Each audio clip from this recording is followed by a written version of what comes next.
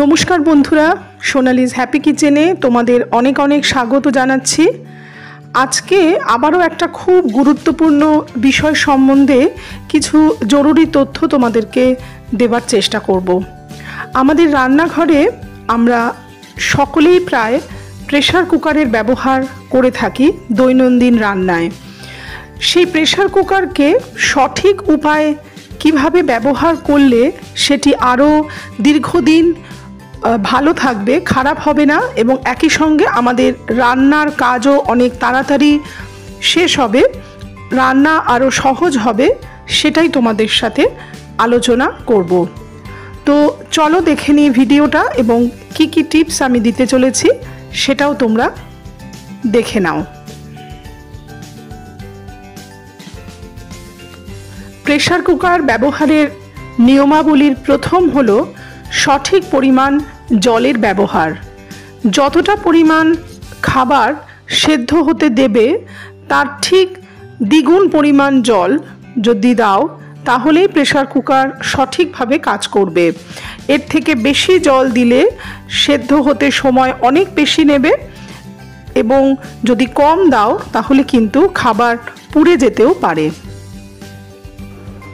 Pressure কুকারে রান্না করার সময় কতটা পরিমাণ প্রেসার কুকারের জায়গা খালি থাকছে সেটা কিন্তু খেয়াল রাখা খুবই জরুরি। এখনকার যে মডার্ন ডিজাইনের প্রেসার কুকারগুলি বেরিয়েছে সেগুলিতে কিন্তু মার্কিং করা থাকে যে কতটা ম্যাক্সিমাম পরিমাণ খাবার প্রেসার কুকারে দেওয়া যাবে। আর যদি সেই মার্কিং না থাকে তাহলে সেক্ষেত্রে 4 ভাগের 1 ভাগ অংশ অবশ্যই খালি রাখতে হবে। একবার হুইসেল পড়া শুরু করলে প্রেসার কুকারের গ্যাস কিন্তু কমিয়ে দেওয়াটা খুব জরুরি। না হলে বারবার করে হুইসেল দিয়ে জল বেরিয়ে চলে যাবে ভেপার হয়ে, কিন্তু ভিতরের খাবার সেদ্ধ হতে সময় অনেক বেশি নেবে। প্রেসার কুকারে চাল অথবা ডাল সেদ্ধ করার আগে অন্তত আধ ঘন্টা থেকে 1 ঘন্টা জলে ভিজিয়ে রাখার চেষ্টা করো। এতে সময় কিন্তু অনেক কম লাগে এবং প্রেসার কুকারে সেদ্ধ খুব তাড়াতাড়ি হয় এবং গ্যাসও কিন্তু এতে বাঁচাতে পারবে।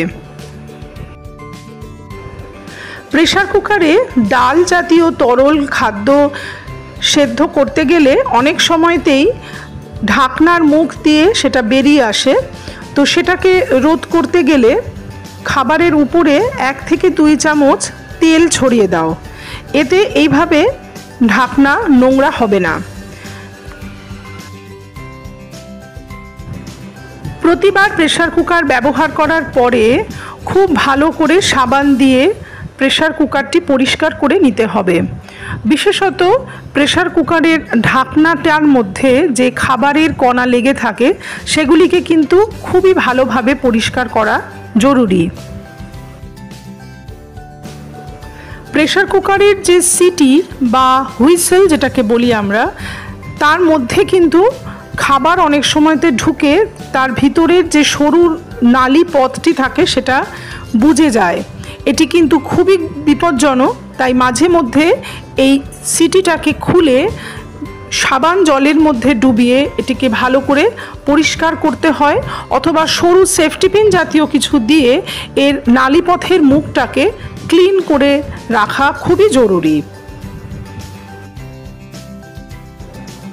একই সাথে প্রেসার কুকারের ঢাকনার গায়ে যে রাবারের গ্যাসকেটটি লাগানো থাকে, ধোয়ার সময় সেটিকেও খুলে খুব ভালো করে ধুয়ে পরিষ্কার করে নিতে হয়।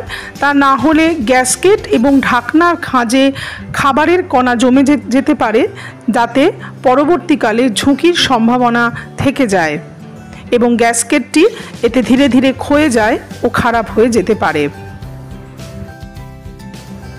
প্রতিবার গ্যাসকেটটি খোলার পর তারপর গ্যাসকেটটি সঠিকভাবে ঢাকনার মুখে ফিটিং করে নেওয়াটাও কিন্তু বিশেষভাবে জরুরি। ভালো করে দেখে নেওয়া দরকার যে গ্যাসকেটটি সঠিকভাবে ঢাকনার গায়ে লেগেছে কিনা। প্রতিবার প্রেসার কুকার ব্যবহারের আগে অবশ্যই দেখে নিতে হবে যে সেফটি ভালভটি ঠিক মতো লাগানো আছে কি না। সেফটি ভালভটি যদি ঠিক মতন লাগানো না থাকে তাহলে কিন্তু প্রেসার কুকার ব্যবহার করা বিপজ্জনক এবং সেটি সঠিকভাবে কাজও কিন্তু করবে না। আমাদের রান্নাঘরের খুব গুরুত্বপূর্ণ প্রেসার কুকার সম্পর্কে কিছু গুরুত্বপূর্ণ তথ্য তোমাদের সাথে শেয়ার করলাম। অবশ্যই জানিও এই তথ্যগুলি তোমাদের কাজে লাগলো কিনা, এবং রান্না যাতে আরও সুন্দর এবং সাবলীল হয়ে ওঠে তার জন্যেই আমার এই প্রয়াস।